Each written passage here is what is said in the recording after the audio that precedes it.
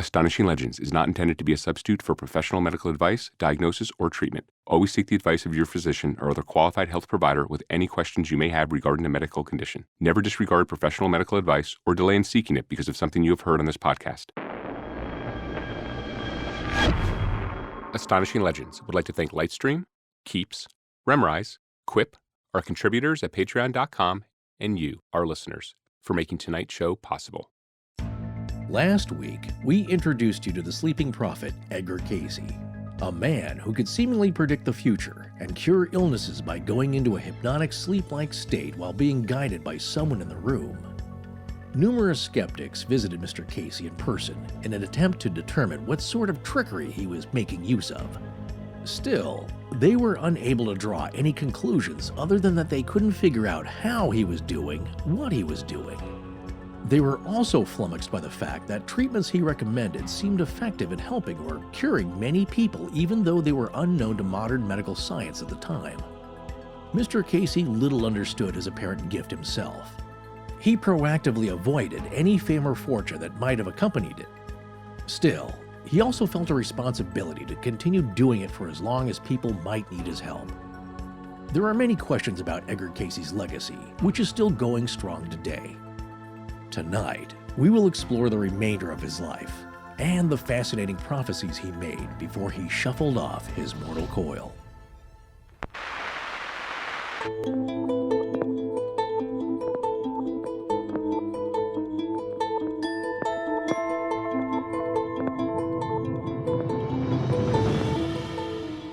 Welcome back to Astonishing Legends.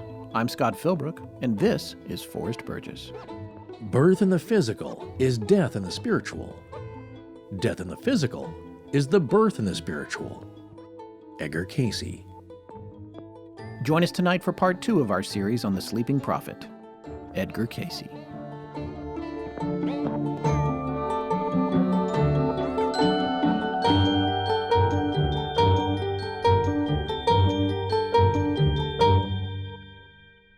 And we're back. That we are. Welcome back, folks. We had something happen back in December that we thought was pretty interesting regarding that episode on the ghosts of Flight 401. And we wanted to mention it, but we got so busy we didn't get a chance to. And now that it's 2020, we thought we'd touch on this because it was pretty fascinating. We got an email from a listener, and I wanted to read this email. It was after, I guess, she had heard Flight 401. Hey, guys. Longtime listener from America, but currently living in Edinburgh, UK. I used to walk through Greyfriars every day to get to class, and it really is that awesome. I'm working in a shop, and I get to talk to all kinds of interesting people, especially flight crews. I love asking them how they feel when people clap after the plane lands. Usually, I receive an eye roll in response. Tonight, I had a flight crew from a family with a private jet. Ooh, fancy. And the woman in the group mentioned she used to fly commercial for U.S. Airways, and I made a joke along the lines of, good you didn't say Delta, or I would have had some opinions. She responded by saying she used to work for Eastern as well. Well, I immediately said, I recently heard about Eastern and a haunted plane. Turns out, she was a flight attendant for years on 401 and said it was absolutely haunted by the deceased engineer. Just an aside here real quick, I think she was probably talking about Aircraft 318, which was the plane that got the bulk of the parts that were supposedly recovered from Flight 401, because Flight 401 had already gone down. So obviously she would not have been a flight attendant on that plane. No, I think that's, in the 300s there, that's the number in the Eastern Airlines roster of planes. And that's where those parts went. That's where that oven supposedly went, right? So, but just coming back to it. She said it was common knowledge and that strange things always happened on board, like every seat alert light being called at once. She made sure never to look in the oven when she was on the plane because she heard from coworkers that that was the place the engineer was frequently seen. She said all of the parts that were salvaged from the wreck were removed because of the incidents. So I thought this was pretty amazing. That email came in from Natalie. Natalie, thank you so much for sending that. And a bit of a synchronistic thing going on there with the fact that you managed to hear that story right then, but also something happened to you over the holidays in person relating to Flight 401, right? Well, it didn't happen to me personally, but I was told about it by someone we had met over the holidays. The story goes here that my dad's cousin and his wife had generously treated us to a Christmas play, a musical, a live stage play, a live stage show, and we were attending this musical. And I consider them my aunt and uncle, even though, yeah, they're technically my dad's cousins. So my aunt had just told me she had just listened to the episode on Flight 401 and really liked it, thought it was very good. And we were discussing the stranger aspects of that case.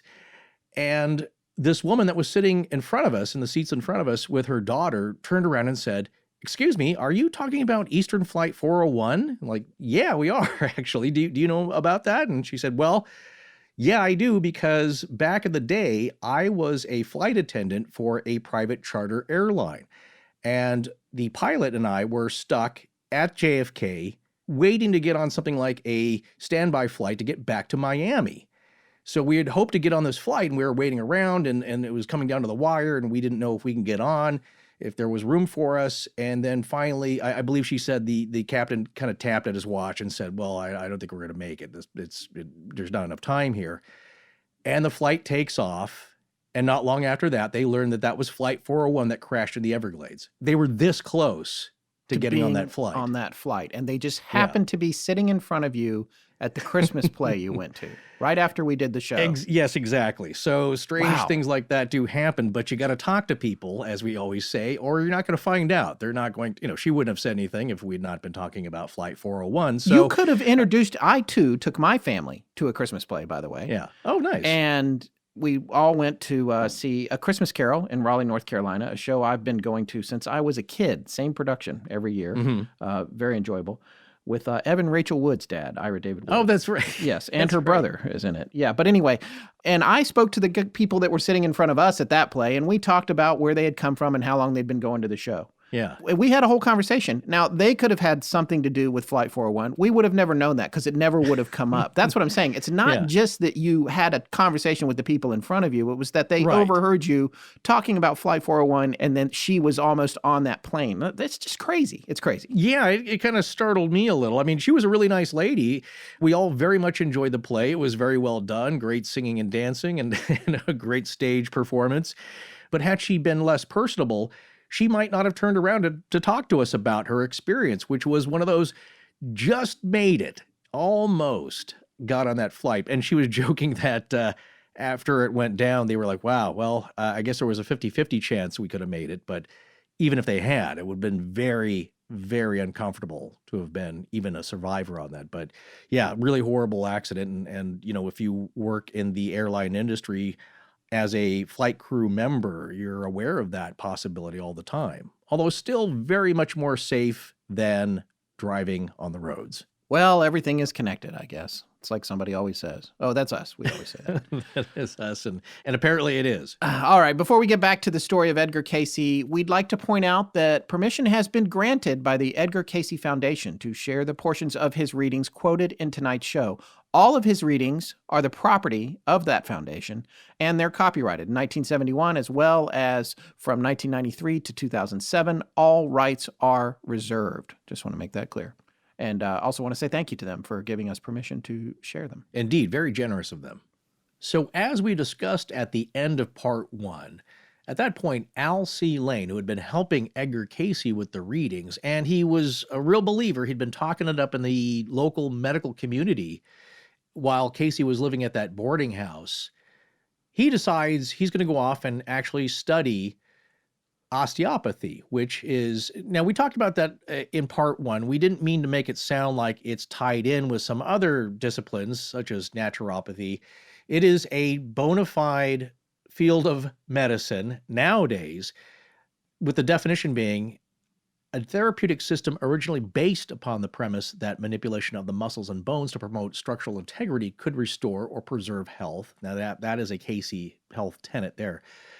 But the definition goes on to say, current osteopathic physicians use the diagnostic and therapeutic techniques of conventional medicine, as well as manipulative measures. So they're using modern Western medicine in osteopathy today. So we didn't mean to connect it with quackery of any kind. No, it's interesting. Quackery comes up. Here's a definition of it from the medical dictionary at thefreedictionary.com that's interesting. Osteopaths, chiropractors, and physical therapists are the experts in manipulations or adjustments. The place of manipulation in medical care is far from settled, but millions of patients find relief from it.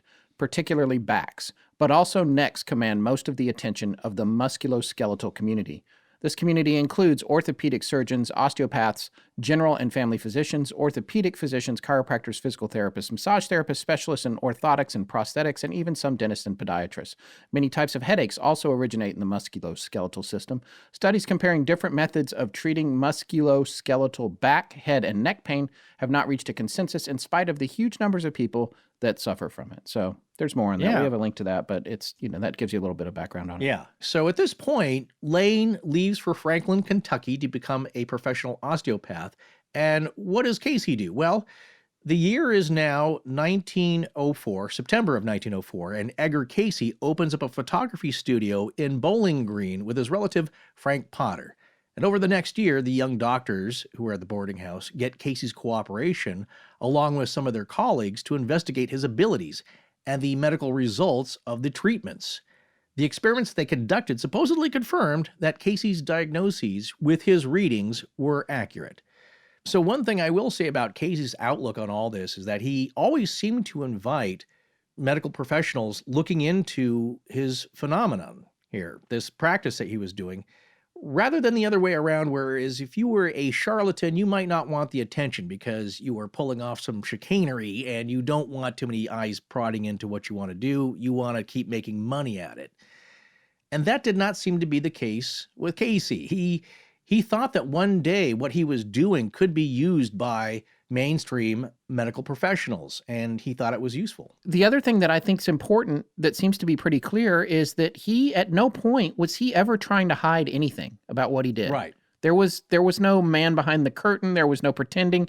The only thing you could ever say, if you were convinced that he was an outright fraud and doing something on purpose to trick people, the only thing that you could say about that would be that he was perpetrating the fraud by pretending to be asleep and the words that were coming out of his mouth. That's the only part of it, the only component of it that you could say was not forthright. And there's no way to know that other than to look at the big picture of everything, which of course we're doing here. But there was never him saying, oh, you can't come in here, or you can't see how I do this, or don't go in that room, or any of that. And that goes back to what we talked about in part one, Dr. Munsterberg, who showed up to debunk him. The first thing he said was, where's your cabinet? Where's it? I know you got a cabinet around here. And he's like, no, there's no cabinet. Of what? Just Dr. that's Caligari? Well, yeah, no, that's exactly what because you have to think when you look back on the charlatans and the people that claim to do this and that and the other, there would be a cabinet. And in the cabinet, there's another dude who knows how to play chess, or there's whatever, that's the first thing he said. What's your secret? Where's your contraption that's helping you do all this stuff?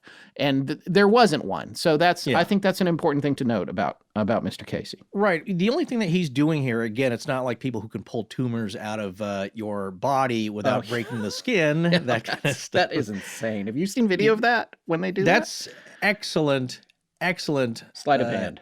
Mechanical. Yeah. It's pretty amazing to watch. It would be called card mechanics, close-up magic. It's really well done sleight of hand. Yeah. But there's a lot of people that really buy into that. And we should explain that a little more because we're being very oblique about it. But there is a medical practice, and I cannot remember what culture it's particular to, but where these...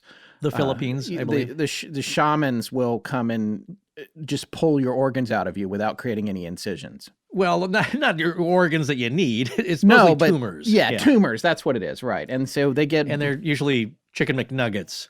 They get blood and push their hands up against your stomach, and it seems like they're reaching into your body and pulling the stuff out, and people are paying to see these. Poor people are paying to see these folks. So, well, usually it's a raw chicken McNugget, and even the amazing Randy knows how to do that. He's demonstrated that. I've seen before, and it is sleight of hand. Yes, there's no magic to it, and I believe a lot of that happens in the Philippines. People are traveling there to go have that done. But that's a case where you're preying on desperate people, and it's not great. The only thing you could say about Cayce really is that if it was some kind of chicanery, he is having somebody feed him through an audio device of some kind all this information, or he is some kind of crazy subconscious genius. Yeah. Because he had all this information. And I want to back up to him being able to, that trick he could do, sleeping on a book and knowing all the contents. That's something that is easily and obviously debunkable right there on the spot. How could he possibly memorize every book you might possibly give him? So that's something he could show you. So if true, that's an amazing feat. So maybe what you could say is that he was, some kind of crazy genius who memorized all this stuff and could recreate it while supposedly being asleep. But knowing his personality and what he was like, nobody around him ever seemed to think that. So I'm totally on board with you, is that he was totally open to inviting medical professionals to come take a look and give his practice, what he was doing, some legitimacy. And he was open to having them do experiments and examinations until one event that happened. And at that point, he was kind of over it. And it was an incident where one particular examination turned, you could say, very invasive, uncomfortable, and some even say violent. Do you remember the details of that incident from the book? Yeah, this was pretty bad. And again, in a way, this proves that when he was under, or in his hypnotic state, he was under, because it was unbelievable what these guys were doing to him. They were poking him with hat pins and prodding him. They were experimenting on him while he was in his hypnotic state. And a little bit like an alien abduction. Yeah, it's horrible. And at the time for this particular reading, Dr. James Blackburn, a dentist and a friend of his, was the guy in there who was his guide. And he was trying to get them to stop. But one of the gentlemen that was there actually took the hat pin and thrust it all the way through one of Edgar's cheeks. Oh. All the way through. And then here, I'm going to read this little section from Sugrew's book about this. This is pretty crazy. It's on page 158 of 424 of There Is a River by Thomas Sugrew in the Kindle edition. This one opened a penknife and ran the blade under one of Edgar's fingers. Oh! Slowly, the nail was lifted away from the flesh. Oh, my goodness. There was no indication of pain. No blood flowed. The knife was withdrawn. Suddenly, Edgar woke up. Immediately, he felt pain. The doctors began to apologize. Just a few scientific tests, they said. No harm was meant. Edgar lost his temper. He turned on Dr. Blackburn and the other doctors. Quote, "I'm through. I've let you do anything you wanted to do with me. I've given you my time and never asked that you even be polite enough to think me sincere. I thought you wanted to find out the truth, but you don't. Nothing will convince you. Nothing will convince any of you. No matter how many miracles you see, you will never believe anything that will interfere with your smugness. You take it for granted that every man in the world is crooked except yourselves, and you will accept no proof of anyone's honesty. I'll never try to prove anything to any one of you again. I'll never give another reading unless it's for someone who needs help and believes I can give it to him." And he walked out. Wow. I'm so glad I asked you about that. Yeah, they pried his fingernail off. Now, and again, unbelievable. That is horrible. I mean, it's categorically horrible. But by the same token, it definitely proves that he was in some kind of hypnotic state. Yeah. Like, who can sleep through that? Nobody. Yeah. You're not gonna pretend that you're doing a reading and let somebody pop your fingernail off. That's just not going to happen. So that's and not wince. Yeah. And try and hold it together for another 5 minutes while you come out of it. Right. And the skeptical counterpoint to that is that the whole thing's apocryphal, that it's made up to contribute to his legend or something like that. But most of what we've been able to find from Sugrew's book has been verifiable. It's been about real people that you could track down. And granted, we didn't turn that page on every single person that's mentioned in the book, but there's enough real people in it that had there been a ton of false claims, they would have come forward, I should think. So I think it's interesting. There were people named, there were real people that attended, other witnesses, multiple ones, actual doctors that you can find, and Sugrew's book came out, it was contemporaneous. Right. That was published in the mid-40s. So it wasn't a long time after these events happened. If somebody's being maligned in the book, that could easily be resolved. So what I would say is that it does sound like a horrible alien abduction, and somehow he was able to, if you say he was faking it and that story's true, maintain his composure to keep up the ruse, but it sounds very unlikely that you would go through that. That's like torture. It's awful. But what he just said in the passage you read was a lot of what we talk about on the show about people believing their own baloney and that everyone else is wrong. They're right. They have all the answers. You must be a liar and a fake. Right. And here, we'll prove it. I'm going to shove this hat pin through your cheek. Well, just the prying up of the fingernail. Yeah. How would a doctor, and these are medical doctors, I'm going to talk about this later in my conclusions, but you took a Hippocratic oath to do no harm. And this is not a necessary medical procedure. What did they just get away from themselves? Like, it's hard to understand, but they want to so badly prove that this guy's a fake that they go to those measures. And I think the quotes too, a lot of things that's interesting about it, it's a thought that I've had after, my personal experience at the Sally House, which was more than just that recording. It was the experience of being there and everything that happened. And once that happens to you, you realize suddenly, as someone, for me, who was seeking proof of things that were unexplainable and proof of how they work and where are these things coming from, you realize that you don't need to prove it anymore. You don't care if anyone believes you. But then you also know there's a reality to what you're experiencing that's very real to you, but you can't explain it to anyone else. And that's kind of the end of the road. You're in a cul-de-sac at that point. Right. It's like there's nowhere to go. Yeah. Well, as you said, after this, Cayce said he would only do readings for those seeking real help and those who really believed in the process. So another note I have here for us to discuss is that the readings didn't seem to do much good for those that didn't believe in them. Is this a form of some kind of reverse placebo effect, where if you really don't believe it, it's not going to help you? I'm going to talk about that in my conclusions, specifically the placebo effect. I have a lot to say about that. So getting back to the timeline of Cayce's life, let's take a look at the bigger picture again here. Let's go back to January 30th, 1905. Believe it or not, that's the date that Gladys Davis, Edgar Cayce's stenographer, was born. She wound up being with him, I think, 22 years, if I'm not mistaken. I'm quoting from memory there, but for a long time. And we talked about her in part one as being one of the only ones that could keep up with him because of and you'll hear some of his reading, the way he speaks in his readings tonight, but she was able to keep up with it and have it make sense and make sure that it flowed the way that it did when it was coming out of him. So that's pretty cool. In December of 1906, we're kind of early in Edgar's career as a prophet or a medium or whatever you want to call him. This is before he really embraced that. He knew that he had skills and he's past the point of knowing that he could sleep on books and that sort of thing. But what he's really doing is photography. And he has a photography studio with a partner. And unfortunately, a fire destroyed it in December of 1906. And that would be the first of two fires that affected the studios. I don't know why they kept burning down, but things were not very safe back then. I remember my grandfather, he was after he was in the military in World War II, he was a civilian working for the Air Force, for an Air Force base in Washington State. And it was their policy to unplug every office machine at the end of the day. Yeah. I can see that. And there's a reason for that. Yeah, because things caught on fire. Hard for it to catch on fire if it's not plugged in. Yeah, so that was a military order then, when wiring isn't as good as it is today with not cloth insulators.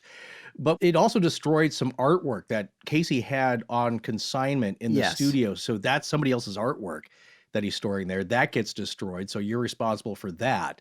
So it was a bit devastating. Yes, it was bad news for them, and it would be the first in a lot of setbacks like that. On March 16th, 1907, Edgar and Gertrude Cayce, nay, as you say, Gertrude Evans, gave birth to their first son, Hugh Lynn Cayce. But in September of that year, just a little less than a year from the prior fire, another fire, as I mentioned, burned down their second photo studio, which led to bankruptcy. Frank Potter, his partner, then withdrew from the business, but Cayce reopened it by himself. He's got a lot of perseverance. His wife, Gertrude, and their son, Hugh Lynn, returned to Hopkinsville, but Edgar decided to stay in Bowling Green to work off their debt.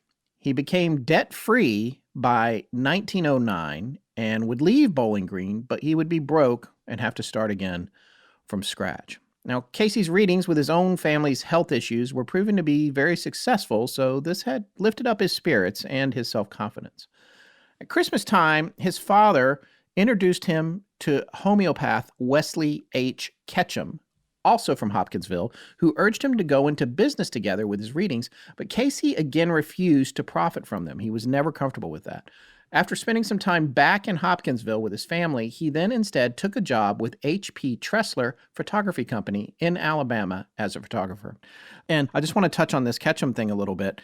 There was no shortage of people who felt like there would be good sources of income from turning his readings into a business and making he's a money golden on them. goose of yes, sorts. Exactly. He is the golden goose. And I'm not saying that these people necessarily had bad intentions, but a lot of them would come along in the course of his life and try to convince him that they should be business partners and they would handle everything. And all he had to do was lay on the couch and do the readings and they would charge money for him. But he just wouldn't do that because he felt that it was morally and ethically irresponsible. So I think that's significant. It speaks to his character after all the problems he had with the fires and having to get out of debt and bankruptcy and his family not even living in the same house, which can be a hardship. He stuck to his guns and he refused to make any substantial money from the readings. But Dr. Ketchum kept after Cayce, trying to get him to go into business with him. But Cayce continued to resist. And Ketchum believed in the phenomenon, and he was talking it up within the medical community until the newspapers took notice. And then, and this is a pretty famous bit, but on October 9th, 1910, the New York Times published a long article on Cayce's psychic abilities and process. And Cayce explained to the reporter that in his sleep-like state, he was easily able to get into what to him was different from regular sleep, and that somehow it was achieved by the properties of the subconscious mind.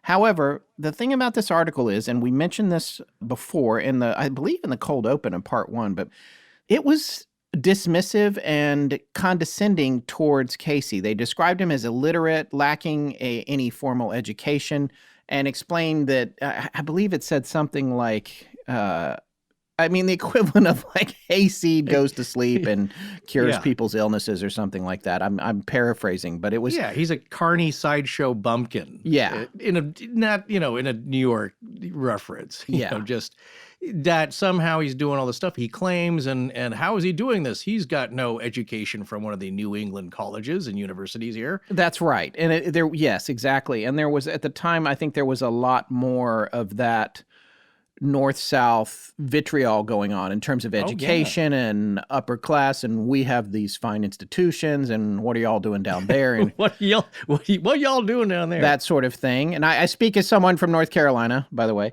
So it's an interesting, I guess, snapshot of what was going on at the time.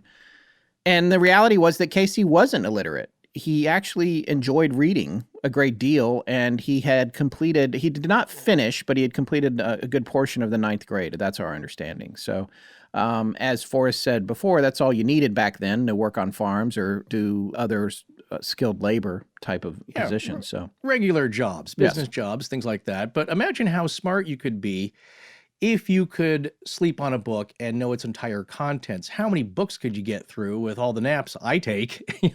And there's a difference between acquiring the knowledge and understanding it, of course, but imagine you could have a college degree without, of course, the professors explaining the material to you, but you could ingest the material from any college course in a short amount of time. Yeah, it's pretty amazing. It's right up there with plugging a cable in the back of your head and then knowing how to fly a helicopter. Oh, but exactly. Cayce finally broke down and agreed to go into business with Dr. Ketchum. And he agreed to that partnership with specific arrangements. In lieu of being paid for his readings, he decided the company would provide him with a photo studio, which was intended to be the means for earning him a living, and then also a separate office that would be built just for the readings. The contract fine print was baffling to Cayce, but there was a stipulation that 50% of the earnings would go to Edgar and his father, Leslie, Squire Cayce. And then Cayce had hoped for more scientific oversight from doctors, but only doctors from Hopkinsville would participate, and most of the requests came from across the country and the world. Therefore, no direct medical examinations would be feasible. And this is an important thing to remember. We'll talk about the skeptic's viewpoint here in a little bit. But that's one of the things they say, that none of this was scientifically evaluated, that the readings are anecdotal. It wasn't because he wasn't trying. It was that classic thing where I believe the scientific community was largely dismissive of him, and they didn't want to come check it out. Yeah. So you get into this catch-22 situation. It's like, well, he never had it checked out. And it's like, well, the door was open. Where were you guys? Where were you? Because he was ready to do that. He wanted to understand it too. So that's just a little aside from me. But due to the wide variety of types of remedies that came from the readings, doctors from nearly every field would be needed to weigh in. But for the first time, Edgar forms the Psychic Reading Corporation with his father, Leslie, Dr. Wesley Ketchum, and Albert No, and Edgar Cayce would be giving daily readings about medical conditions. Well, what a great job. You get to do it laying down, literally. Yeah, take a On the nap job. and talk. It's Right. but they were draining for him though. That's something to consider. I believe he had at some point he had been told, I don't know if it was through a reading, I think it was, that he should never do more than 2 a day. Yeah. And that it would kill him. And he at times, because he was seemingly rather selfless and generous, he was doing 6 to 8 a day for people. So Yeah. it's interesting there. Well, things are looking up. Generally, here he has an opportunity to actually do a business that he loves, which is photography, and a more normal business that he thought he could make money at and support his family, rather than this other stuff that he always viewed a little dubiously, or he was really unsure about it, where it was coming from. Was this okay to be telling people this stuff? And here, though, is a sad example of something joyous turning to tragedy. On March 28th of 1911, Edgar and Gertrude's second son, Milton Porter Cayce, is born. However, ironically, it seems Edgar, and especially Gertrude, didn't themselves take Edgar's own abilities for diagnoses too seriously. And it's thought that their hesitation in giving a readings treatment to their infant son resulted in his ultimate death. Their baby died on May 17th. And this failure to save his own son would become an argument for his critics and skeptics against his authenticity and the phenomenon's effectiveness. However, when Cayce's wife Gertrude came down with a terminal case of tuberculosis, and their own doctor had lost hope in her recovery, they used the readings, which somehow cured her, and she fully recovered. So, Scott, we just heard that with Stanley, F.O. Stanley, I believe, of the Stanley Hotel, where somehow he moves to Colorado and he gets over tuberculosis. But in this case with Gertrude, their own doctor said, I can't do anything for you. Right. That's it. It's terminal. I have no solutions. But here, apparently, Cayce was able to save his wife. So you'll hear that in the skeptical arguments that we're going to talk about later. But in this case, people will say, well, look, he couldn't even save his own son. So wouldn't he want to do that? How effective could it be? But then they'll ignore the fact that if you're taking the whole story of everything that happened, that they actually tried to give readings to his son, they won't look into the fact that he used them apparently to save his own wife from something that is usually fatal. And here is another ironic point, which is that even with Cayce's psychic abilities, he wasn't able to immediately see he was being taken advantage of. Cayce was only able to utilize this psychic insight while in this subconscious/superconscious state, and therefore he had no knowledge of what he'd said during his trance, which is not a trance, it's the sleep-like state. But I know we keep going back and forth on that, and it's funny. I know that in Jess Stern's book, she says the word trance quite a bit. So I don't know. I don't know if it's verboten in terms of describing his condition. it's not totally accurate, but it's an easy way to understand it. That's what I'll say is that it's just not a googly-eyed trance. Yeah, no, you would not arms straight out in front of you, walking around like Frankenstein's monster. No. Right. Well, here's this story. In 1912, Cayce had learned that Ketchum had not been totally honest with him about the nature of the questions in the readings, and that he had used them to try and gain financially. So he's asking him some questions while he's under. Also, maybe another point, if you believe this story and this account, that Cayce was in a different state of mind totally while he was under, in that this guy is asking him about, like, hey, what about that stock pick coming up on, in the stock market here? What do you think? Whatever he was asking him were not totally about medical questions. And this, of course, would have upset Cayce greatly. But Ketchum's excuse was that, well, the company was not receiving any financial support from the medical community, so he had to use these means, maybe to beef up the finances here for their partnership. The bad news is people didn't always take his advice, and you'll find out that they should have. Right. And it works for some things, but not everything. So, but of course, upon learning this, Cayce quits immediately, and he returns to his old job at the Tressler Photography Company in Selma, Alabama. As news of Cayce's abilities spread, so did the number of requests for readings, and he finally asked for voluntary donations to support his family and give readings full-time. He was hoping his invention of the commodities card game, Pit, based on the Chicago Board of Trade, would help with their finances, but as we told you in part one, that didn't really work out. Cayce would go on to give readings in his sleep state while aided by a hypnotist, and eventually Gertrude and his oldest son, Hugh Lynn, would take over these duties for hypnotist Al Lane after moving back to be with Cayce in the fall of 1913 in Selma, where he had acquired his own photo studio. In 1923, Cayce added an 18-year-old, Gladys Davis, to be his longtime shorthand transcriptionist, who would eventually become like a member of the family, having been so involved. She was, I think, actually living at their house. Yeah, I think so. She just kind of moved in. Well, you're spending all this time, and there's over 13,000 readings, so in total, but that's a lot of transcribing. Well, in January of 1914, bad news struck again. Cayce's son, Hugh Lynn, severely burnt his eyes while playing in the studio with photographic flash powder. The doctor thought he must have put a match to it. So for those of you that don't know, back in the old days, that's how you got a flash, so you could expose film. Flash powder was explosive. It's kind of like well, if you play Call of Duty or Ghost Recon and use a flashbang, same thing. Well, it's as you'll see in the movies, the photographer will hold up a small V-shaped trough full of flash powder, and they ignite it, and that gives the illumination for these photos that took very long exposures, and that's why people look so stiff and serious, is that they hold that pose for a long time. It's not like the shutters of today where it's in a fraction of a second. So also, I believe they had metal collars at the back of their neck to keep their heads still. So people looked uncomfortable, stiff, and slightly strange in all those old-timey photos. Yes. And so Hugh Lynn's eyes were very severely damaged. And this is a very interesting case for me because I feel like this is a case of either really crazy luck or it's proof that what he was doing was effective. And I'll explain why right now. The doctor said that one of Hugh Lynn's eyes was going to have to come out. So Edgar looked at the doctor and he said to them directly, and I'm taking this from Thomas Segru's book, page 197 of 424. He said to the doctor, "If you had a little boy, you wouldn't take his eye out, would you?" And the doctor replied, "I wouldn't take any little boy's eye out if I could help it. We're only trying to do what is best for you." At which point Hugh Lynn said, "My daddy knows what's best for me. When my daddy goes to sleep, he's the best doctor in the world." Wow. And I thought that was a pretty fascinating little quote there. Of course, this quote is a little bit too perfect, but I do love the idea of this little boy looking at his dad and saying, go to sleep. And that's the next thing he said. "Please, Daddy, will you go to sleep and see if you can help me?"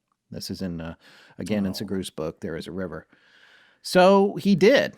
And the suggestion was given to him while he was in his trance-like hypnotic state, and Edgar began to speak. He said he could see the body. Sight was not gone.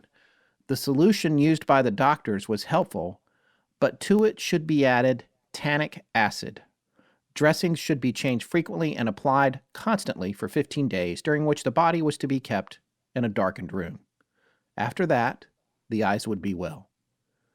When Edgar awoke, the doctors told him that tannic acid was too strong for use on the eyes. However, they were sure the sight was gone, so their objections were technical. They agreed to make the new solution and apply it. The operation to remove the eye could be postponed temporarily.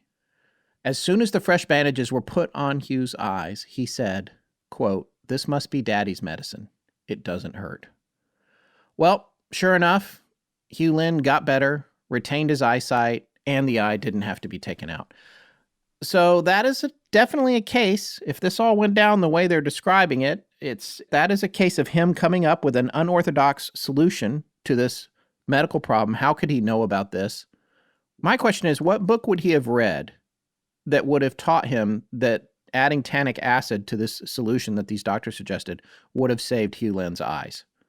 It's hard for me to fathom how they came around to that solution, but the long and short of it is that Hugh Lynn was able to keep both his eyes and live a normal life with his sight after that accident.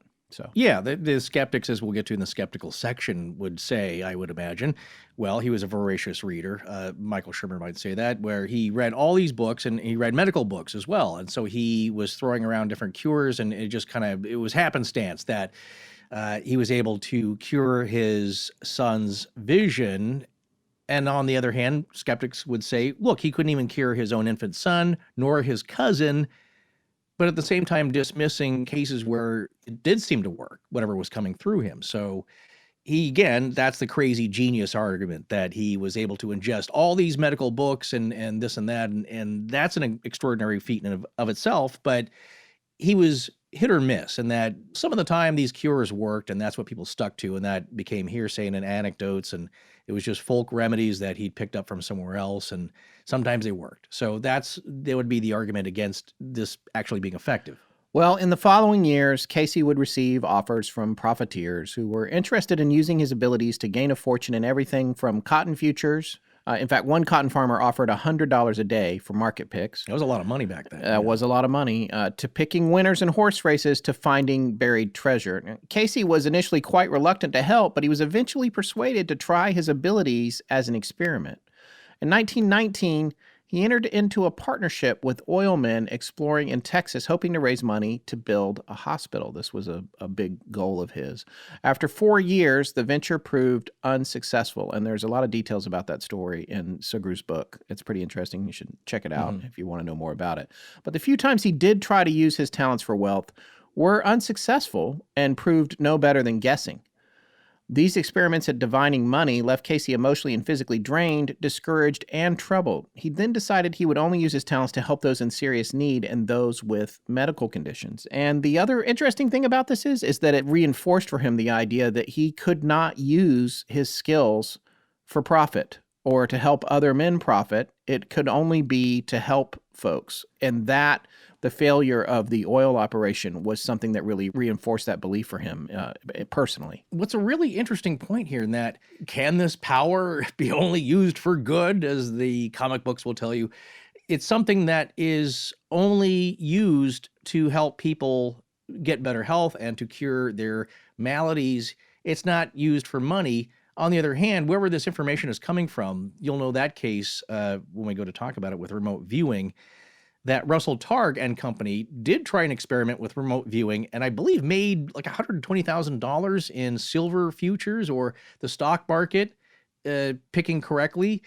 And people would say, well, they're just guessing, they got lucky. But he claims these guys are actual scientists, and they charted everything, and they have apparently the data to back that up. So take that how you will in the approach and the intent. And intention is a big thing here with this and all spiritual matters. What do you intend to do with it? So yeah, can his talents only be used for good and not material gains? Something interesting to think about.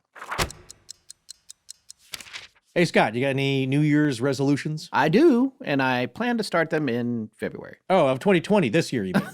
I haven't really decided that yet, honestly. Well, for many people listening, getting their finances in order, getting out of debt is a big priority in 2020. Maybe you took out a second or a third or a fourth credit card with a high interest rate just to keep up with the holidays. You could be paying off that debt for years to come. Especially after the holidays, actually. That first credit card bill in January is like, I spent what?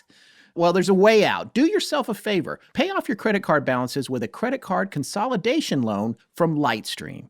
Some of you are facing interest rates of over 20%. I've been in that situation. You have to get out from under that burden. With Lightstream, you can get a fixed rate from as low as 5.95% APR with AutoPay. Forrest, do you like things that are quick and easy? What? Do I what now? Do you like things that are quick and easy? Well, I think the only responsible answer to that is it depends. Good answer.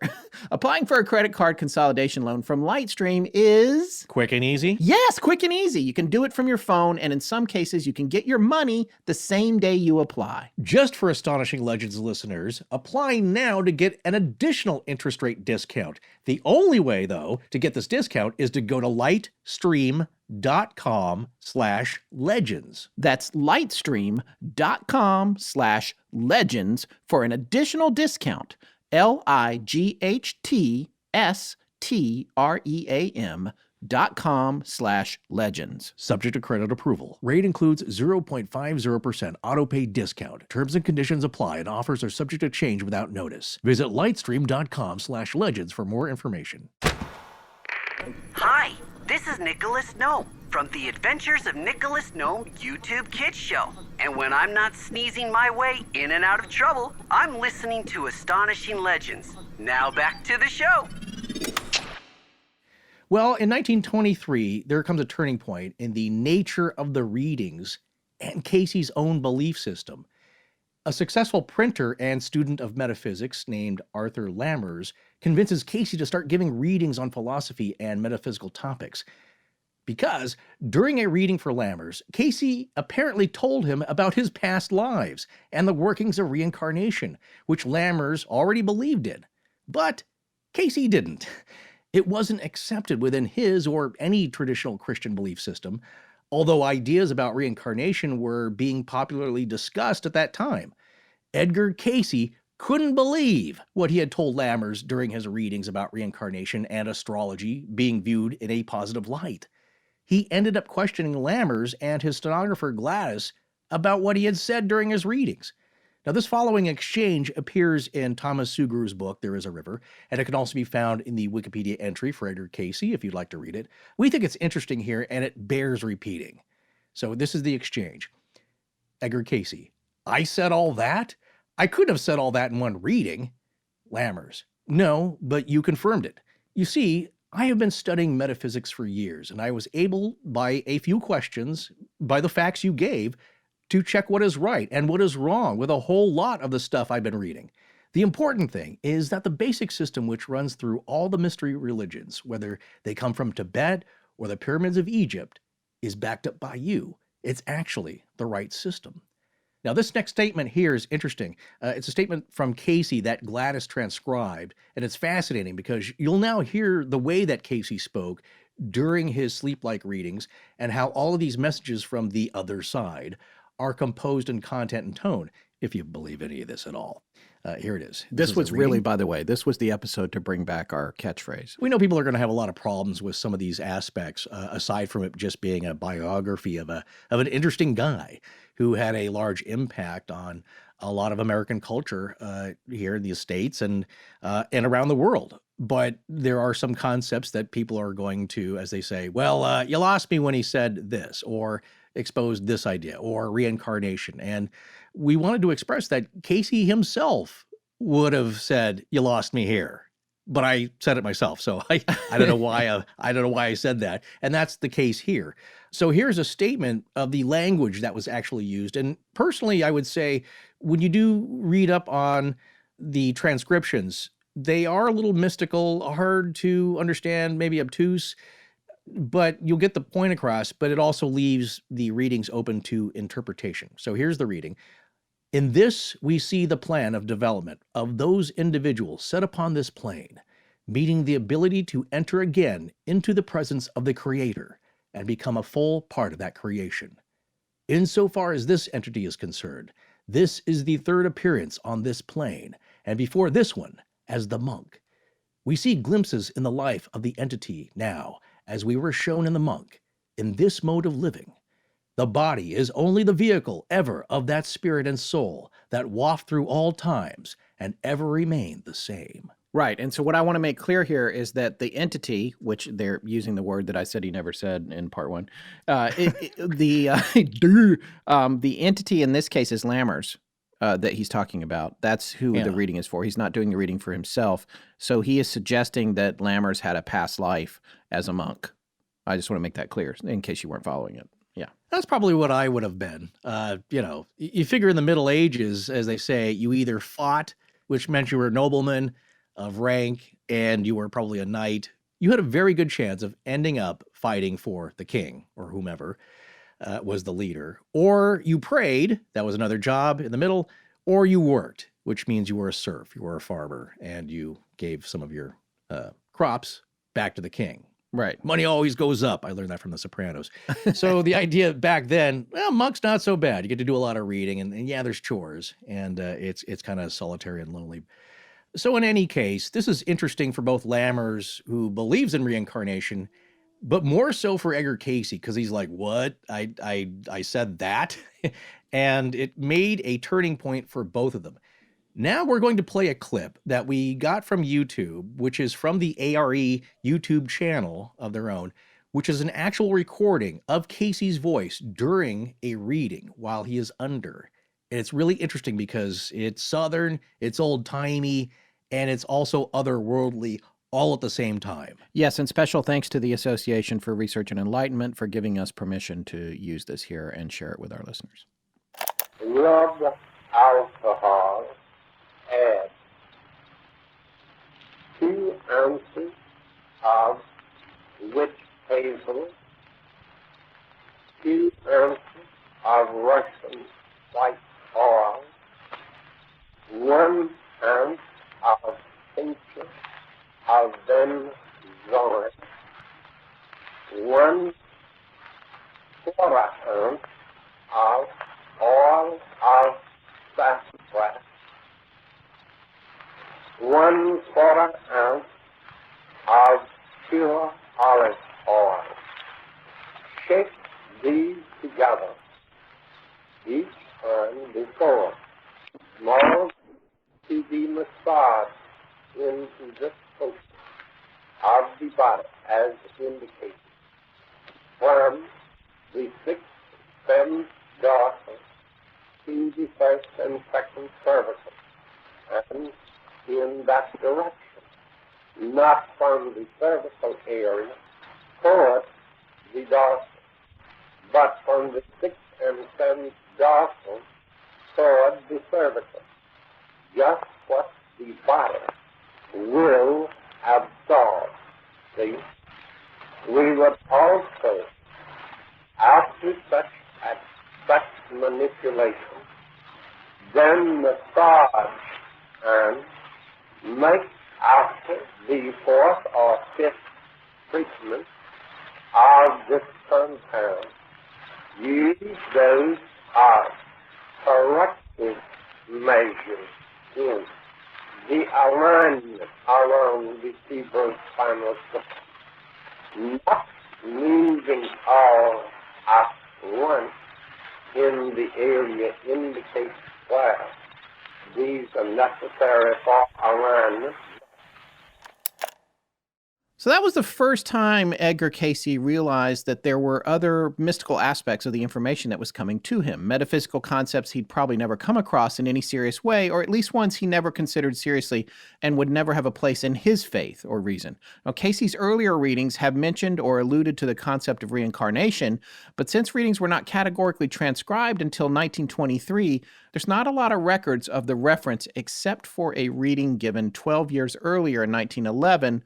While in a hypnotic state, Cayce had said something about the soul being transmigrated. And another aside that I want to say, just when from the when you read Segru's book, this information about reincarnation, it's really specific. It's because a lot of times you hear about this and you have these questions like, well, how does it work? Wait, when does the soul enter the body when it's coming back? It talks about all that. It's all in the book. Well, it's like there's this window of opportunity. There's 6 months. If the baby is stillborn, that doesn't mean that the soul, like it gets real specific about the details of the mechanics of reincarnation. It's fascinating.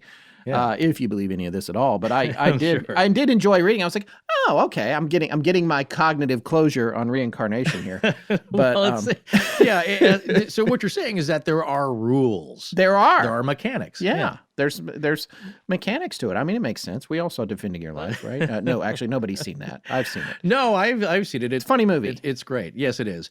But that's what's interesting is that, if you're willing to buy into this, then there are ways this has to happen, and that's what's coming through Cayce, which he is not believing at all. He is not picking up anything that is being laid down by his sleeping self. Right. But one thing I'll say about the verbiage of the readings is that, they can come across as vague and with a somewhat elusive meaning, even when you read them. So imagine Gladys trying to transcribe all that and hopefully get it right, because I'm sure some things are hard to understand, and it'd be rude to make them back up, make the entity universal consciousness back up a second. Could you repeat that?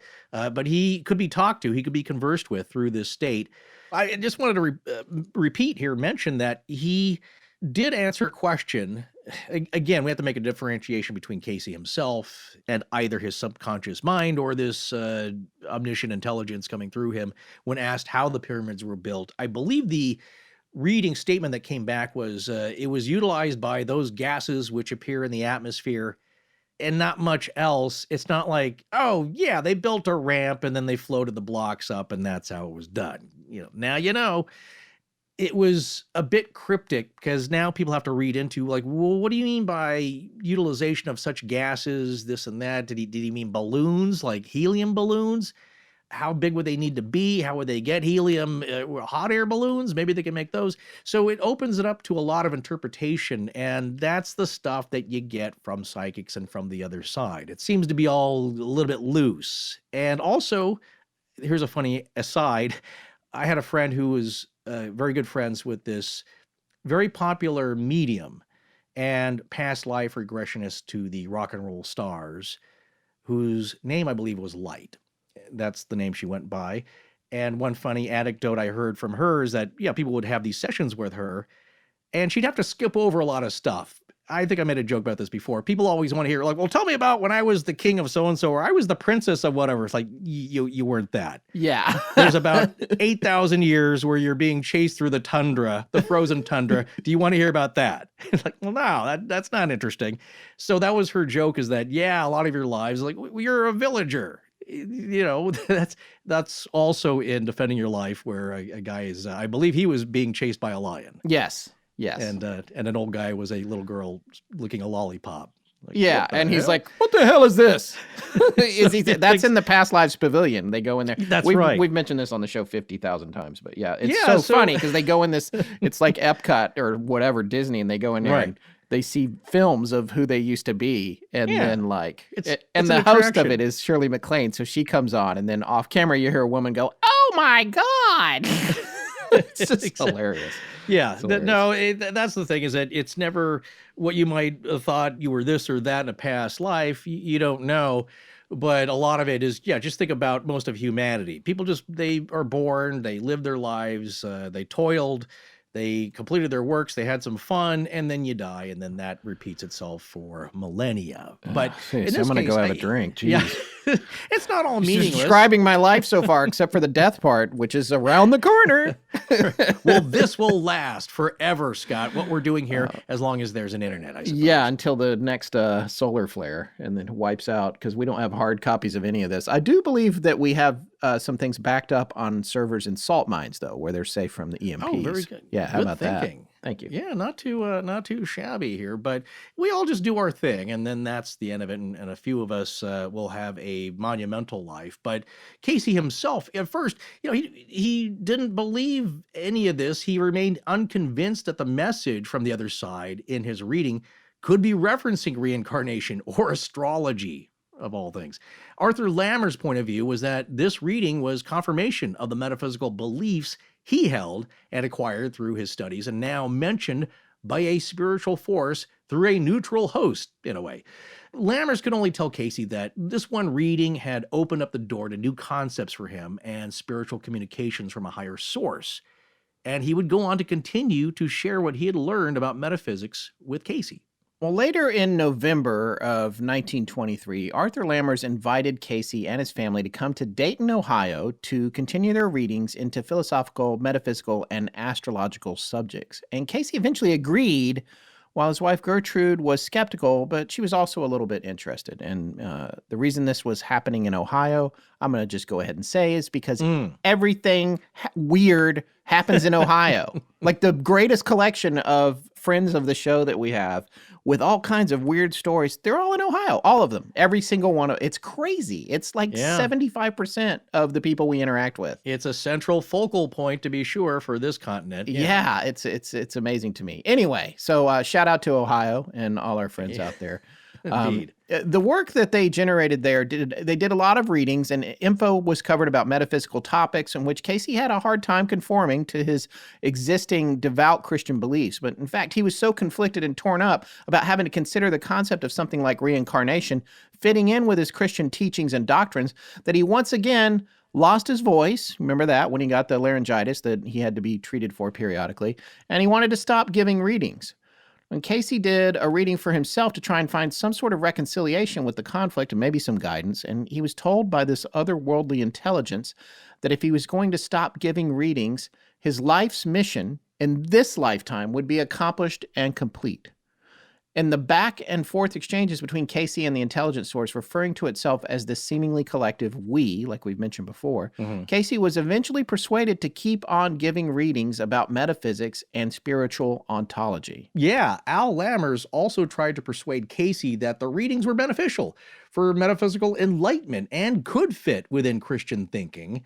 And here's a quote / mention in that wiki entry that I suspect will garner some serious critiquing from some of our listeners like Matthew G. Alderman, who are very knowledgeable about theology. Quote, Lammers declared that the 5th chapter of Matthew was the constitution of Christianity, and the Sermon on the Mount was its declaration of independence. End quote. Now, I don't know enough about these matters to comment, but I thought it would just be fun to mention this and just see the Facebook group thread on this episode blow up. I'm not sure how that fits in. And people are just like, oh, come on, he's totally wrong. So there you go. That's Al Lammers' point of view, is that he is working these new agey concepts into Christianity and making it fit. Now, eventually, Cayce started to come around a little himself regarding to him, the inclusion of these far-out metaphysical concepts like reincarnation into his traditional Christian beliefs. And since he had read the Bible so many times, he was extensively familiar with its content, and he used that knowledge to try and convince his own family that reincarnation and other non-traditional teachings could jive with Scripture. So in late 1923, Lammers wanted to finance some kind of institution that could implement Cayce's therapies and teachings. However, Lammers himself was having money problems by then, and by the time Cayce's family got to Dayton to join him, Lammers couldn't help with the funding. Yeah, Lammers wanted to help, but life happens to people, and I guess he got the Suger's book is non-specific about it, but he got into financial difficulties, according to page 243 of There Is a River, the Kindle edition.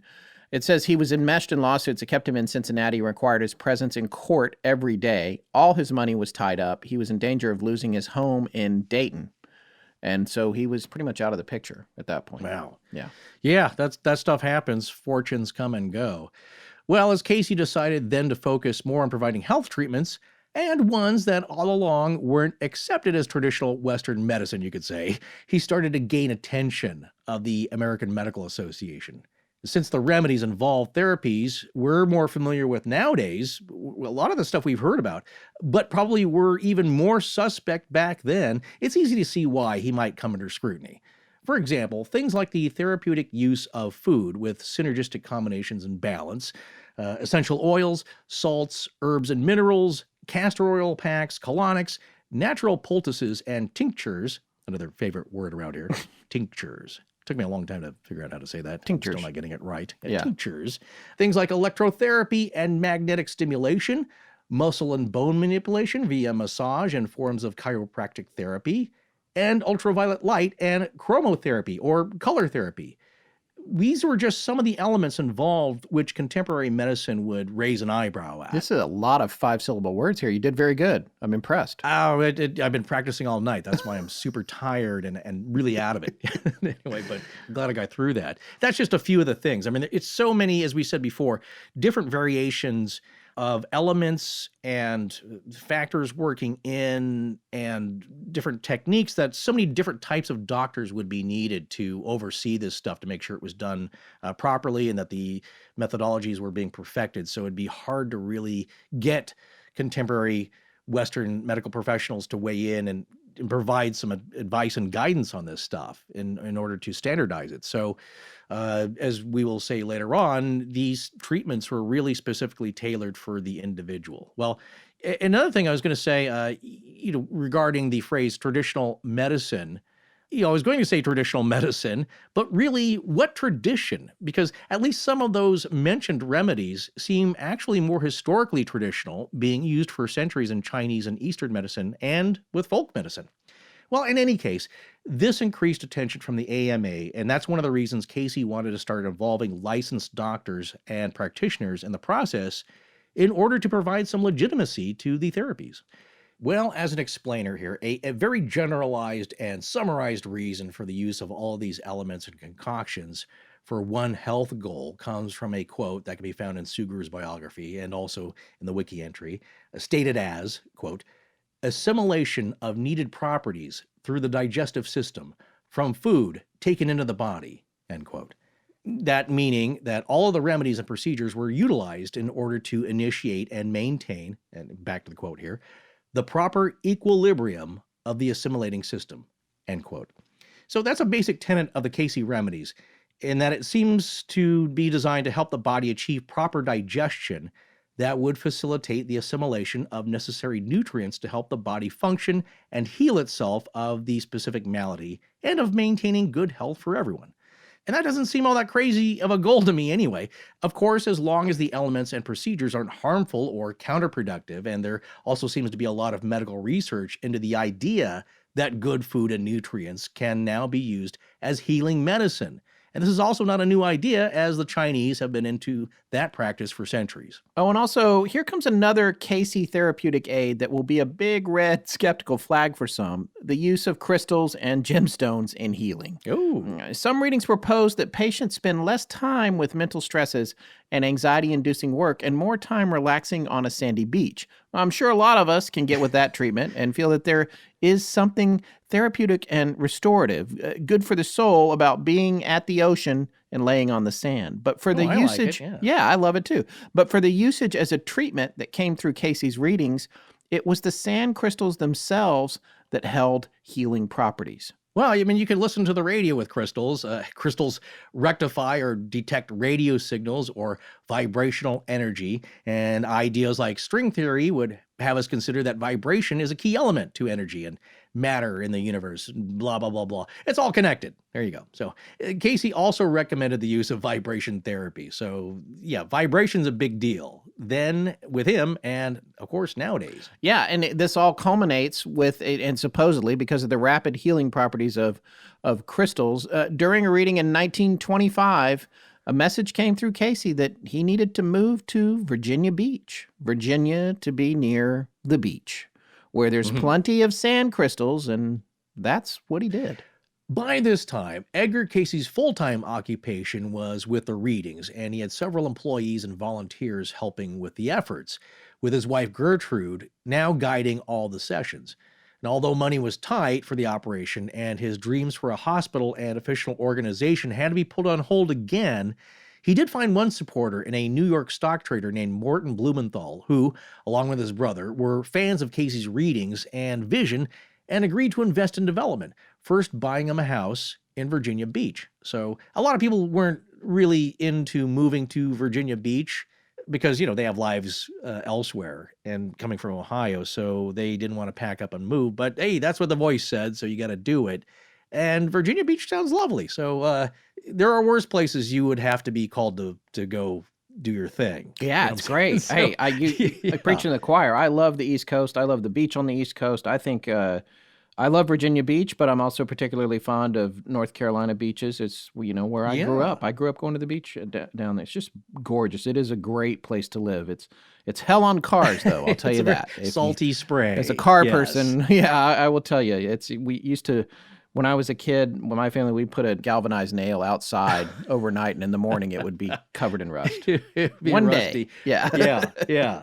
Well, all that salt air is good for you, they say. And apparently that was the message coming through to Cayce himself. Pack up and move everything to Virginia Beach. So could have been a lot worse. But the Association of National Investigators was established on May 6th, 1927, and headed by Morton Blumenthal as president. His brother and a few others as vice presidents. Edgar Cayce would be the secretary and treasurer, and Gertrude would become the assistant secretary. Casey's wife. Yes. So really, the association was to oversee the hospital's construction and scientific investigation of the treatments. The association also received a little bit of help from the scientific community, although not very much. Dr. Mosley Brown, who was the head of the psychology department at Washington and Lee University, joined in after becoming convinced of the effectiveness of the readings. And this guy, he's kind of interesting here, Scott. I don't know if you know much about him, but Dr. Sunker A. Bizzi, his last name is spelled Bhise, is a fellow from India. I think the wiki entry will spell it Bisley as Bisley, but other entries will say it's pronounced Bizet, Yes, there are jokes there. Bisey.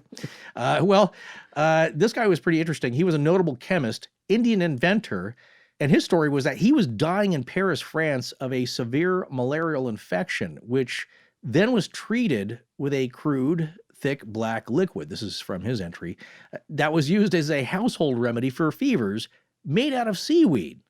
And he made a full recovery. So there's some iodine in there, and that was the secret of his thing. But this guy, he was credited with over 200 inventions, about 40 of which he took patents on. And things like a typecaster machine, which could spit out type at 1,200 characters a minute. So this guy, yeah, he's an interesting character. He's pretty smart. Yeah, just quickly, I actually popped over to a website called thebetterindia.com. We have a link on him here. He is, according to this website, the, in quotes, Indian Edison who dazzled the world with his inventions. Entirely self-trained from colonial era Bombay, shot to global fame with the Bizot type, or Bizet type, which you said. Yeah. Yet he remains all but forgotten in his own country. Time this changed, and it's hashtagged forgotten heroes in history. So it's pretty interesting. And it says what's remarkable about this self-trained man is that he came up at a time when India, under British colonial rule, barely offered any institutional support to potential scientists and inventors like they do today. So yeah, his father was the Sardar Arman of Surat. I'm sure that's a title. I don't know what that is, but yeah, one of those kind of a strangely, weirdly charmed lives in that he was exposed to a lot of different things, was a very curious child, and he got sick in 1910. And then after that recovery later on in the 30s, that's when he would hook up with Cayce. Yeah. Oh, and by the way, this page also says, just quickly, and I'll let you get back, if things had worked out differently, the Bizot would have been the machine of the world instead of the linotype. Yeah. It would have been, yeah. So it's pretty fascinating. Pretty interesting. Yeah. Full real name, Shankar Abaji Bizet. Nice. Well, thank you. That one was an easy one. But the Bizet part, I'm not sure I'm still pronouncing that correctly. Well, he collaborated in the development of an orally administered absorbable solution of iodine supplement with Cayce called atomidine, which was later sold to the public. And also, of course, later criticized for being basically no better than a supplemental dietary iodine tincture or iodine supplement. So there was some debate there that, not that it was harmful, but it was really no more effective than what they had out anyway. But apparently he was into it, and so was Cayce. And also apparently Dr. Bizet also relied on psychic abilities in the formulation of medicines, which I have no doubt already discredits him with most of all the scientific community. Well, the rules had now changed for those seeking a reading for legal protection for Cayce and his group. A person seeking a reading must first become an association member and submit that the treatment was an experiment in psychic research. This offered a layer of protection, and this is interesting, this protocol, because this contributes to the case that we talked about at the end of part one, the story about him getting in trouble that's coming up. We're going to explain in a minute. So the hospital compound was dedicated in a ceremony on October 11th, 1928. And the grounds held a lecture hall, workers' offices, 12-car garage with servants' quarters, library and vault for the readings, and a massive lawn and tennis court. The next day, they would receive the first patient, and soon the waiting list to get in would become months long. Now, even though the remedies generated by the readings were meant for specific individuals with specific ailments, some remedies worked consistently for most patients, and it was Cayce's goal that those were to be tested repeatedly by the facility and perfected so that a compendium could be compiled that might be useful by the medical community at large. Morton Blumenthal and Dr. Mosley Brown proceeded to plan the building of a university that would work together with the hospital, which they hoped would be considered equal in stature to other institutions of higher learning. The goal was for completion by September 22nd, 1930. However, in September through late October of 1929, as history buffs will know, the great Wall Street crash of 1929 happened, and that changed the lives of everyone as it sparked the Great Depression. You think times are tough now? Read up on that one. That was bad news. Blumenthal had taken over ownership of the hospital to control the expenses, but after just the first semester, he withdrew his support for the university, and on February 26, 1931, the Association of National Investigators was dissolved. 2 days later, the Cayce Hospital closed, and by the end of the year, Atlantic University ceased its activities. But on a good note, on July 7th of that year, the Association for Research and Enlightenment, the ARE, was incorporated. However, not too long after that, Edgar Cayce was arrested, as we talked about at the end of part 1 of the series. And this was kind of a tricky situation. They had been arrested for fortune telling. I want to read this section of Segru's book about this because it's pretty interesting. This is from page 304 of Segru's book in the Kindle edition, There Is a River. On November 7th, the family was packed and ready to leave for the beach. 2 women, residents of the hotel, had for a week been trying to get a reading. All the time had been occupied. Gladys had given them an application blank. Remember how we talked about the application and how you had to fill that out? And told them to fill it out and send it to the association's office at the beach. The woman who wanted the reading, the other being her companion, said she needed it badly. Early in the afternoon, the association member who had the reading appointment canceled it. So that was an appointment that would have prevented these 2 ladies from getting in. Gladys actually telephoned them in the hotel and told them they might have the time if they still wanted it. They came to the suite and the reading was given, and at that point the Cayces were arrested for fortune-telling. The ladies were policewomen. For Edgar, it seemed the end of the world. The road on which he had started with Lane 31 years before had come to the destination he had been afraid from the beginning it might reach. He was headed for jail. With Gertrude and Gladys, he blinked at the photographer's flashbulbs. The judge sealed the papers in the case and seized the plates of the photographs taken in court to prevent prejudgment by the newspapers. But as they stepped into the street, free on bail, the bulbs flashed again, and that night they saw themselves in the tabloids. Reporters haunted the lobby. They stayed in their rooms listening to friends who tried to cheer them up. Outwardly, Edgar was calm. He even joked about the situation. Inwardly, he was inconsolable. From the beginning, the case was thin. The policewomen had no warrant, they had not been solicited for the reading, and one of them had signed an application blank. She was thus a member of the association when the reading was given. The blank had disappeared, and the reading itself had been confiscated. Even so, there was little evidence for the charge preferred. But these facts did nothing to alleviate the misery and worry which settled on the defendants. So there's a lot more detail there. I'm going to skip down here to the actual court proceedings. Edgar testified that all money received for readings was paid to the association.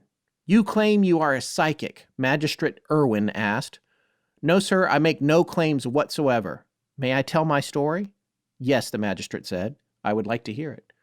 "For 31 years, I have been called or told that I was psychic. It first began as a child. I didn't know what it was. When many people who had asked me to do things for them asked for advice and counsel. After it had gone for years, it was investigated by individuals." "And then the company was formed?" the judge asked. "This company was formed to study the work," Edgar said. "And they pay you a salary?" "They pay me a salary." "Do you go into a trance?" "I do not know. I am unconscious." "You are unconscious." "Unconscious. It has been investigated by some scientists. Some call it hypnotic influence. Some call it a trance." There was a cross-examination, and then Magistrate Irwin, who had been watching Edgar closely, said, "Step down."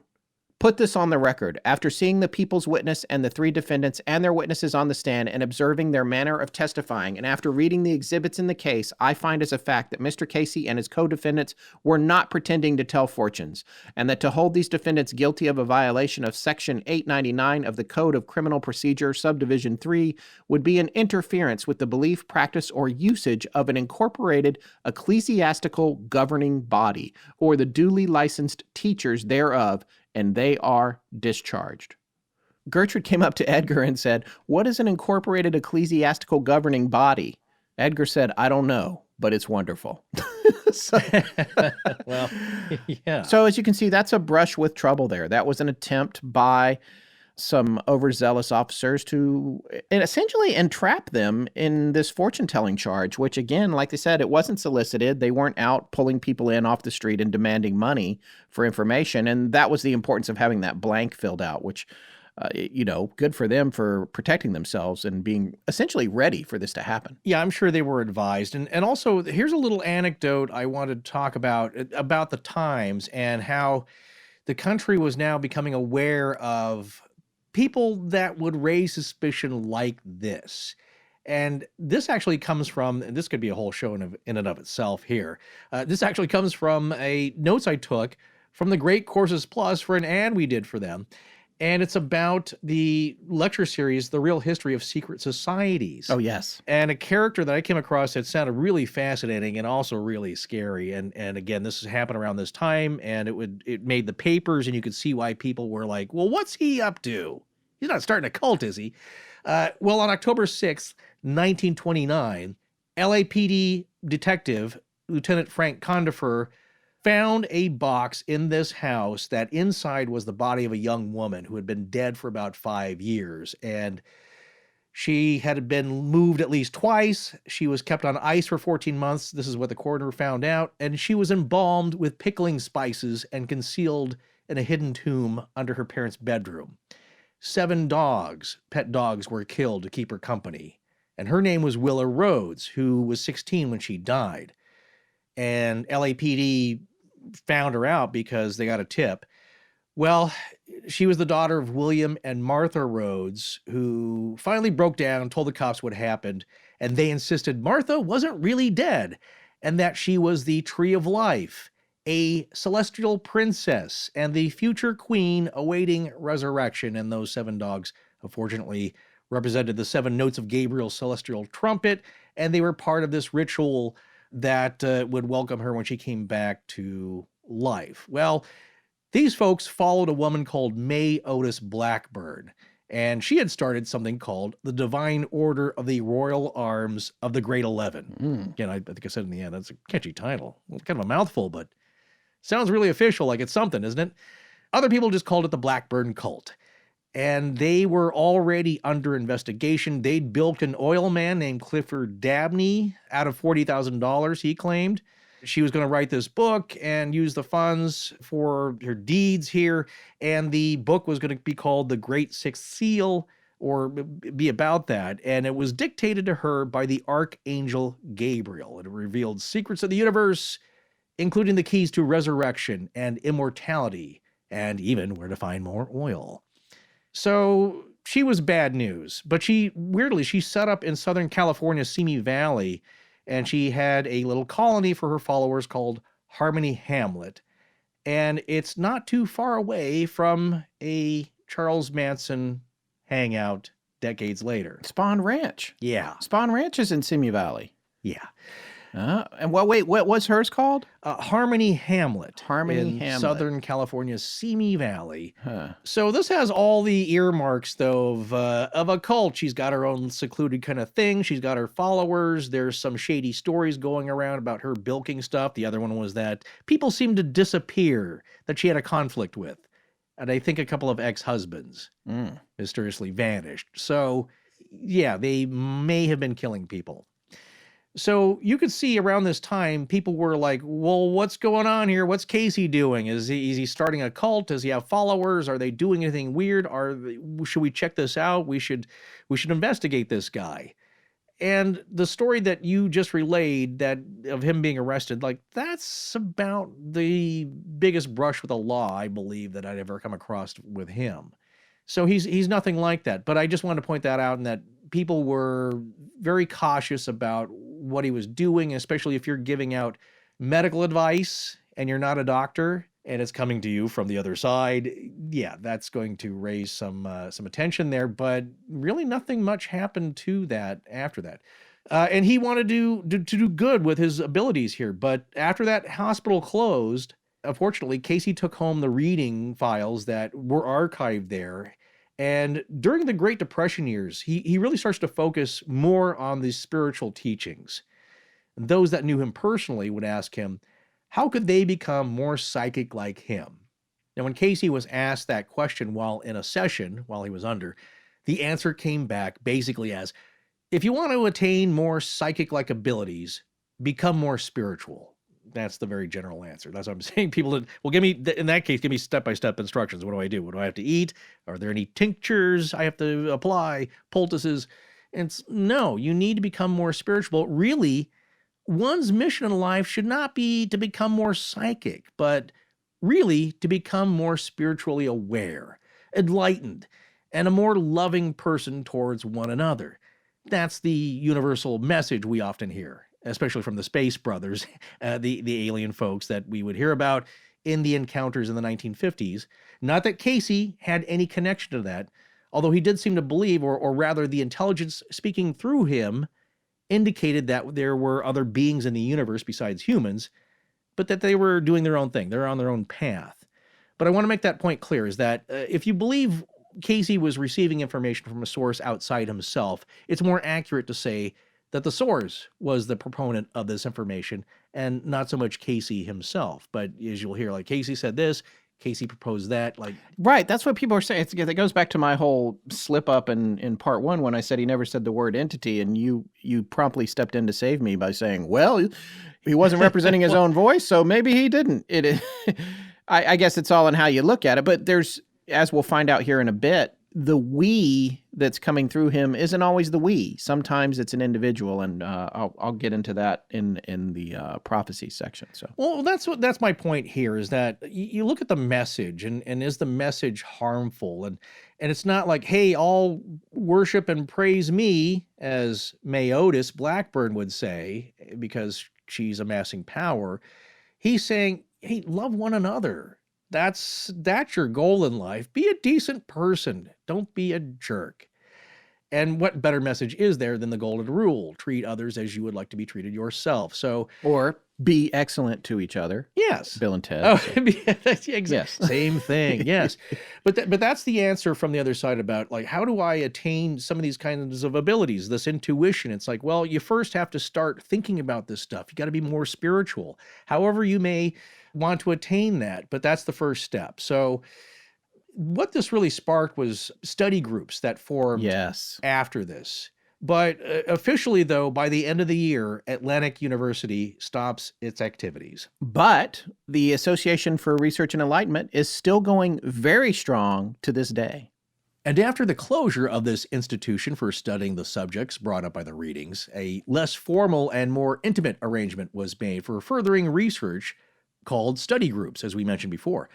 The questions and answers in the readings now more focused on metaphysical topics like synchronicities, for you Hellier fans, coincidences that are just more than mere coincidences, ones that have meanings that are connected in strange ways collectively, things like karma, reincarnation, topics like past lives and the Akashic records, developing one's intuition, soulmates, astrology, and dream interpretation.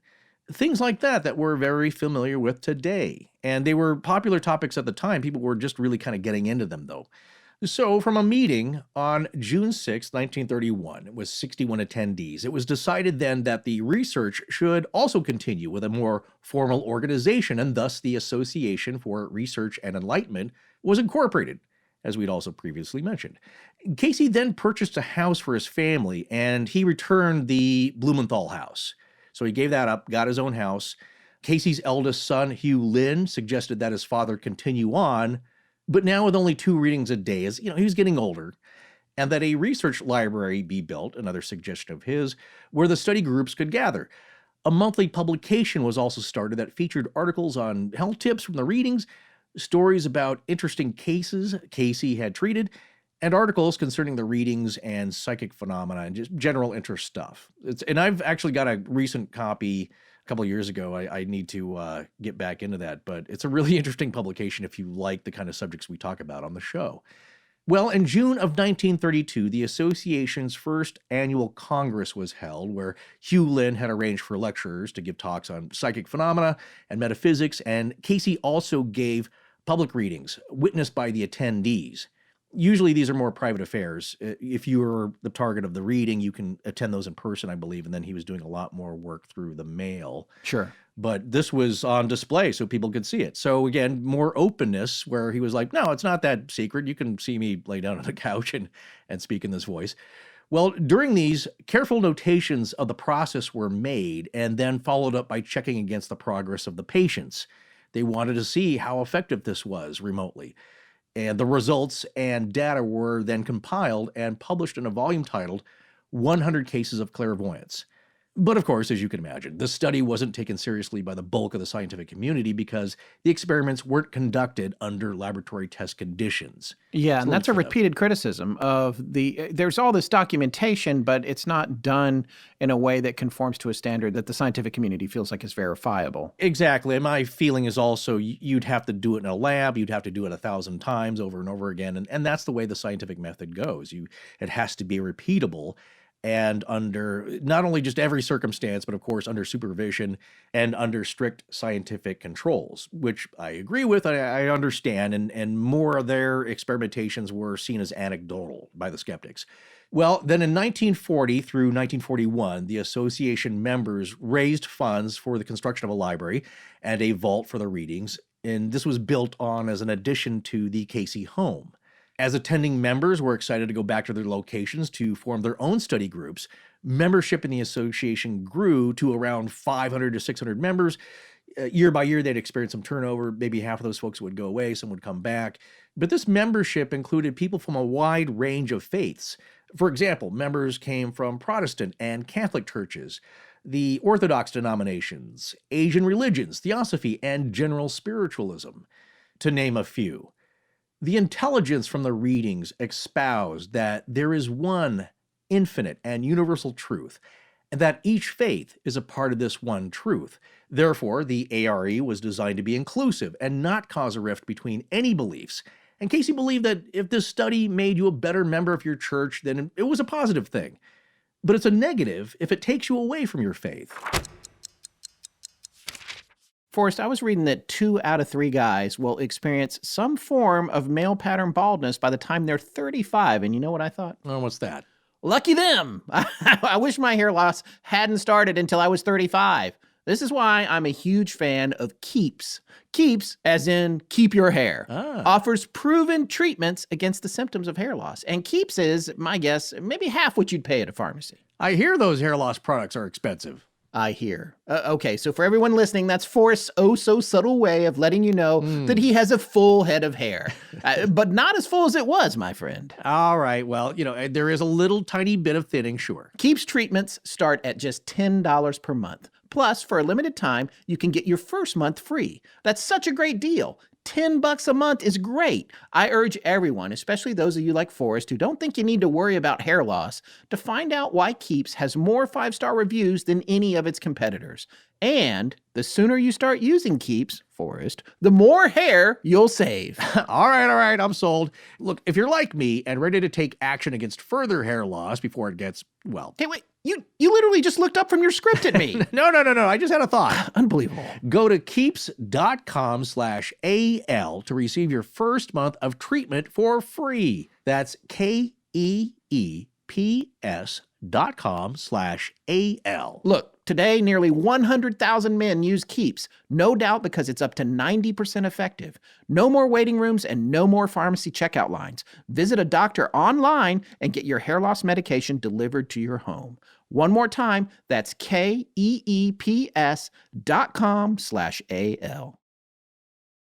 Hey, Scott, so the question here is, did you fill out your REMRISE sleep quiz? I did. You know what? And it was pretty revealing. It told me that I needed the Power Off package, which I got to admit I love. And it came with this really cool card that it's not just about the products from REMRISE. It also tells you how to wind down at the end of the day. And I've actually found that super helpful. Yeah, those were all good tips. And if you have any awareness of the major health issues going on in this country today, you know that sleep quality has been on a downward trend for years. And the consequences are pretty serious.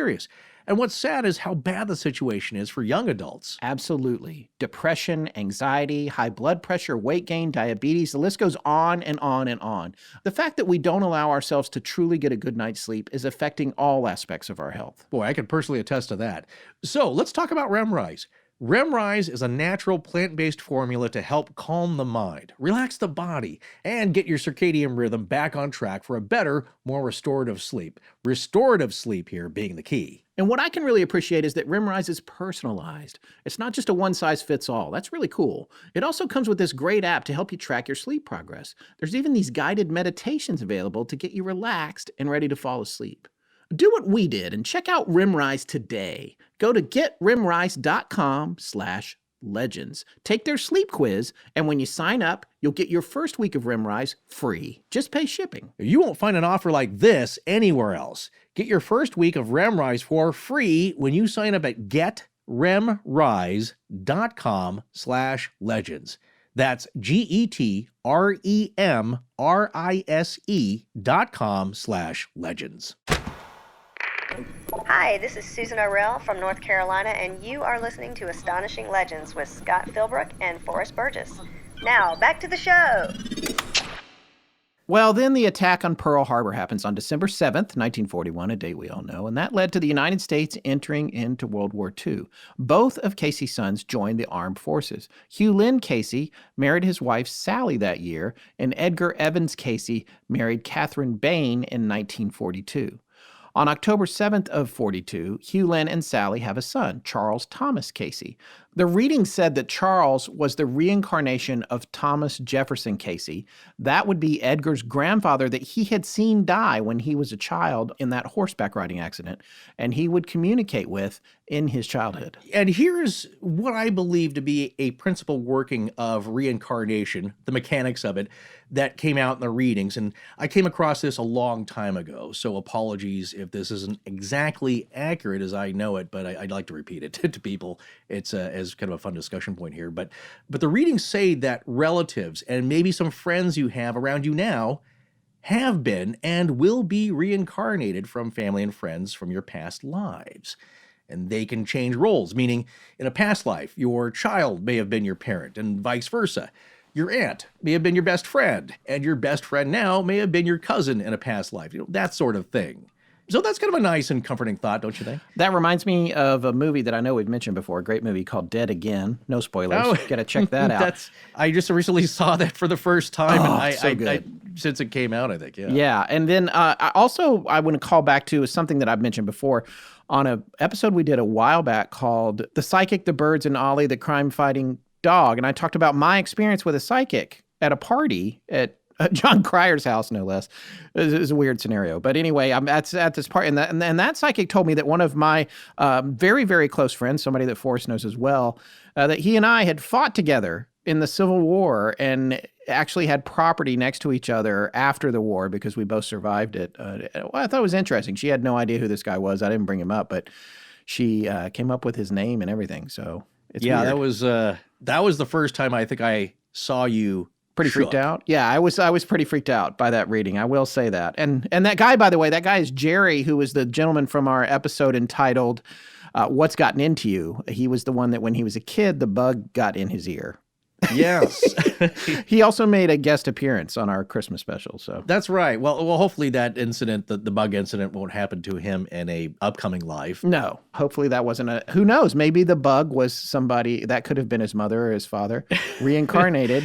Yeah, that's my next point here. Speaking of being bugged and fighting with somebody in that sense, I mean, it is kind of a nice, comforting thought that your loved ones will always be around you.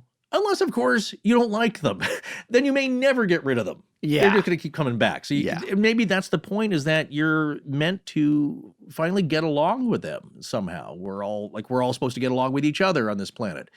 Well, there's another side note that it reminded me of that I read in the Facebook group where people were discussing strange and unsettling things their kids had said to them. Oh, yeah. And I've seen threads about that before on Reddit and stuff. Well, this is our very own. Weird. This is people we know through Facebook, dear listeners who are very active in the group. And I apologize because I don't remember the names. I was just kind of skimming on it and I was like, whoa, I love that little anecdote that was here. And then, of course, that just blew up. Forrest likes to lurk in the Facebook group, people. No, I love to exchange, but if that happens, then we're watching you. Scott will say, "Hey, where is 75% of the outline you were supposed to do last night?" Well, I was going to do that, but I instead started chatting with people on Facebook, so I have to watch it.